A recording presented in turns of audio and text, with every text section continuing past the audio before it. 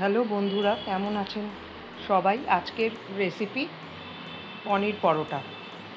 এর জন্য বিশেষ কিছু দরকার হয় না, ব্রেকফাস্টে সহজেই বানিয়ে ফেলা যায় এই পনির পরোটা। এর জন্য আমি আটা নিয়ে নিলাম 2 কাপ মতো, তার সঙ্গে নুন, স্বাদ মতো নুন, চিনি এবং কিছুটা তেল দিয়ে ভালো করে নেড়ে চেড়ে জল দিয়ে ভালো করে ডোটা তৈরি করে নিতে হবে। ডোটা তৈরি করা হয়ে গেলে উপর দিয়ে একটু তেল দিয়ে আবার ডোলে ওটাকে ঢেকে রাখতে হবে 5-10 মিনিটের জন্য।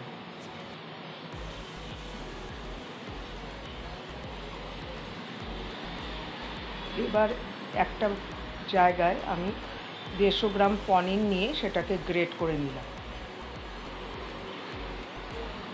খুব ভালো করে গ্রেট করে নেওয়ার পর ওর মধ্যে মিশিয়ে দেওয়া হলো নুন, চিনি আর কেটে রাখা পেঁয়াজ পাতা, পেঁয়াজের কুচি, আদা বাটা বা আদা কুচি এবং কিছুটা লঙ্কা কুচি।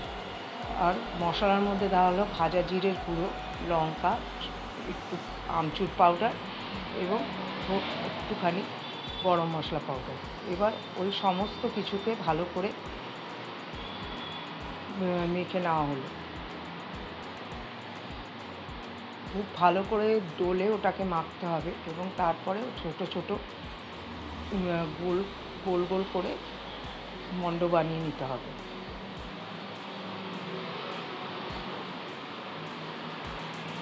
মণ্ডগুলো আগেই তৈরি করে রাখতে হবে যাতে কাজটা তাড়াতাড়ি হয়ে যায়।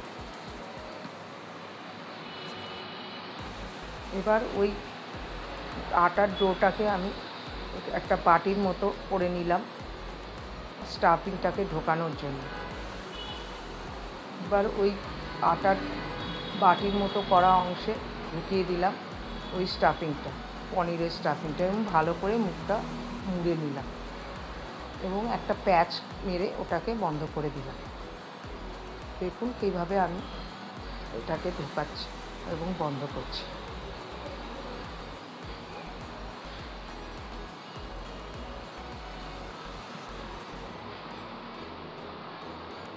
এবার প্রত্যেকটা স্টাফিং ভরার পরে আমি এটা বেলবো। বেলার সময় এটা লক্ষ্য রাখতে হবে যেই দিকটা মুড়েছি সেই দিকটা নিচের দিকে রাখতে হবে এবং ভালো করে হাত দিয়ে এটাকে একটু বড় করে নিতে হবে। তারপরে আলতো হাতে ওটাকে বেলে নিতে হবে। খুব জোরে চাপ দিলে বেরিয়ে আসার সম্ভাবনা থাকে। উনানে আমি আগেই চাটু বসিয়েছিলাম গরম করার জন্য। এবার ওই গরম তাওয়াতে দিয়ে দিলাম পরোটাটা এপিট ওপিট করে ভালো করে ছেঁকে নিতে হবে।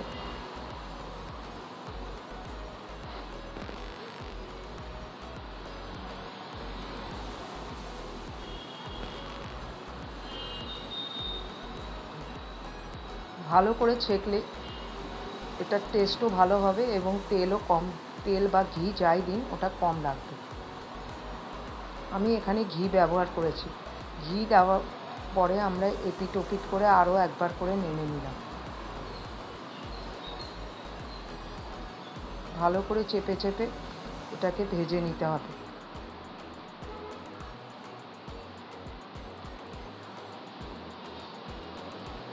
এইভাবে তৈরি হয়ে গেল ব্রেকফাস্টের মুখরোচক পনির পরোটা। এটা আচারের সঙ্গেও আপনারা সার্ভ করতে পারেন। এবার আপনাদের খুলে দেখাচ্ছি স্টাফিংটা কত ভালো হয়েছে। ভেতরে পনিরে দেখুন স্টাফিংটা একদম পনিরে ভর্তি।